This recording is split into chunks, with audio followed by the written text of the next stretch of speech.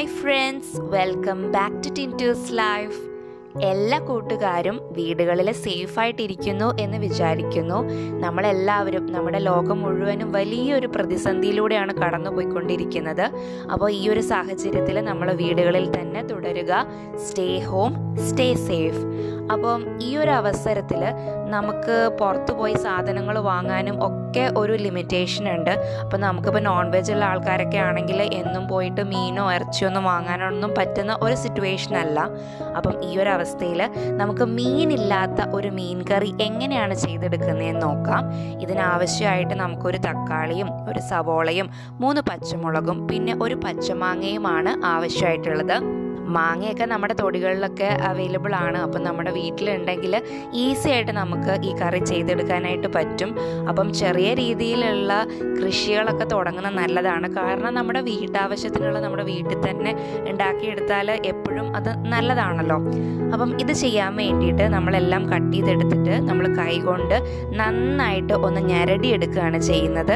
നല്ലതുപോലെ നമ്മളിപ്പം സാലഡൊക്കെ ഉണ്ടാക്കുമ്പോൾ നമ്മളൊന്ന് ഞരടിയെടുക്കില്ലേ സവാളയൊക്കെ, അതേപോലെ ഇത് നന്നായിട്ട് ഒന്ന് ഞരടിയെടുക്കുക.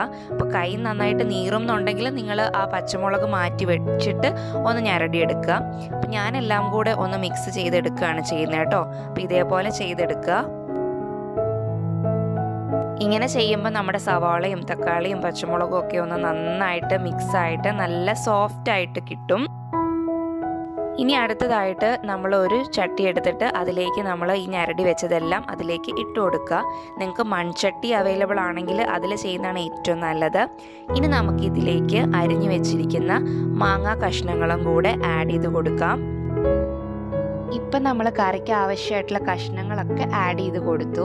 അടുത്തതായിട്ട് ഇതിലേക്ക് വേണ്ട പൊടികൾ ആഡ് ചെയ്ത് കൊടുക്കാം. അപ്പം അതിന് വേണ്ടിയിട്ട് ഒരു 1.5 ടീസ്പൂണ് മുളക് പൊടി ചേർത്ത് കൊടുക്കുന്നുണ്ട്. അപ്പം നമുക്ക് കാശ്മീരി ചില്ലി പൗഡർ ആണെങ്കിൽ ഒരു 2 ടീസ്പൂണ് ചേർക്കാം. അതേപോലെ തന്നെ ഒരു 1/2 ടീസ്പൂണ് മഞ്ഞൾപ്പൊടിയും പിന്നെ ആവശ്യത്തിനുള്ള ഉപ്പും കൂടെ ഇതിലേക്ക് നമുക്ക് ചേർത്ത് കൊടുക്കാം. ഇനി അടുത്തതായിട്ട് ഇതെല്ലാം വെന്ത് കിട്ടാൻ വേണ്ടിയിട്ടുള്ള വെള്ളം കൂടെ നമ്മൾ ഇതിലേക്ക് ഒഴിച്ചു കൊടുക്കണം.